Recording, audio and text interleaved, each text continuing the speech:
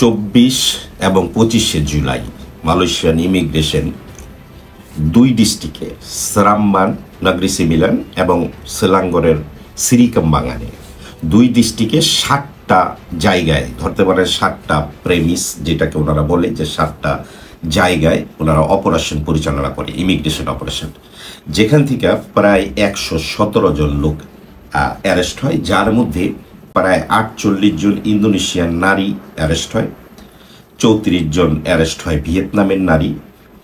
Interesting বিষয় হইতেছে এখানে 3 জন বাংলাদেশি নারী আছে। আরেকটা ইন্টারেস্টিং বিষয় হইতেছে এই পতিতালয়ে যে বাংলাদেশিরা যায় গিয়া অ্যারেস্ট হয়েছে 18 জন বাংলাদেশি। এবং দুঃখের বিষয় এই 18 জনের মধ্যে 3 জনের লিগ্যাল পারমিট ছিল, পারমিট শেষ হয়ে গেছে, যার কারণে ওনাকে অ্যারেস্ট করছে। আর 15 জনের কোনো ডকুমেন্টই নাই। আপনি ভাবতে পারেন যে পতিতালয়ে যায় বাংলাদেশিরা যাদের পারমিট নাই, কত সাহস! আপনি একটু ভাবেন। আমি এখন বুঝতে পারতাছি যে মালয়েশিয়াতে আপনি দেখবেন যে টিকটকে, ফেসবুকে বেশ কিছু মানুষ ওই আপনার এক ধরনের তেল বিক্রি করে, ওষুধ বিক্রি করে, সেক্সুয়াল এই ওষুধ এবং তেল। আমি আগে ভাবতাম এগুলি কে খায়, কার প্রয়োজন এগুলি, কারণ বিদেশে সাধারণত আমাদের শ্রমিক ভাই যারা আছে তাদের ওয়াইফ এখানে নাই, স্ত্রী এখানে নাই, কিংবা গার্লফ্রেন্ড বলেন কেউ নাই। তাইলে এই ওষুধগুলি ওনারা কেন কিনে, এটার পরীক্ষা কোথায় ওনারা করে? এই যে আজকে যে ধরা পড়লো এই যে 24 তারিখে কিংবা 25 তারিখে, সেই জায়গা থেকে এখন বুঝতে পারতেছি যে এই ওষুধগুলি ওনারা কেন কিনে। ভাবেন যে যাদের পারমিট নাই তাদের কত বড় সাহস। এই এলাকাগুলি সাধারণত, যে পতিতালয়গুলি সাধারণত রেড জোন, এই রেড জোনেও যাইতে দ্বিধাবোধ করে না ওনারা। পারমিট নাই, এখন বুঝুক, এখন ওনাদের কে ছাড়াইব? একে তো পারমিট নাই, দুইয়ে এমন এক জায়গায় গিয়ে ধরা পড়ছে একজন মানুষ যে গিয়ে এদেরকে সাহায্য করবো সেটাও যে জানবো সে যাইতে চাইব না।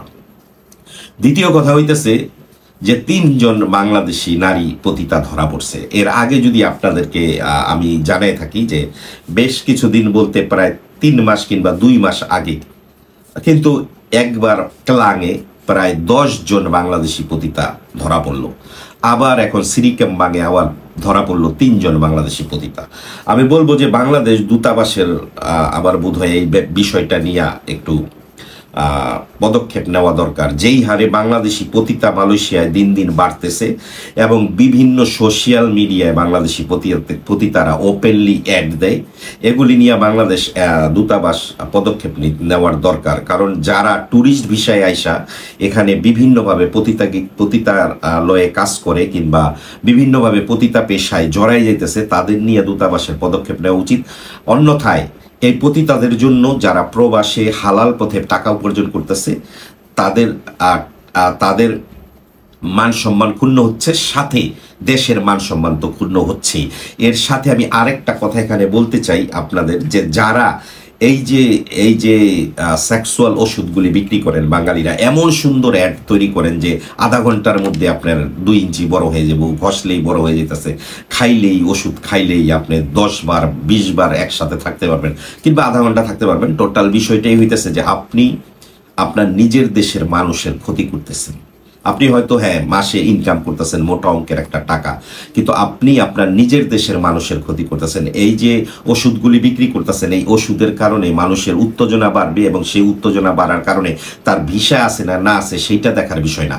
তারা কিন্তু এই ধরনের যৌনকর্মী খুঁজবে এবং যেখানে যৌনকর্মী থাকে সেই এলাকায় গিয়ে এরকম অ্যারেস্ট হবে।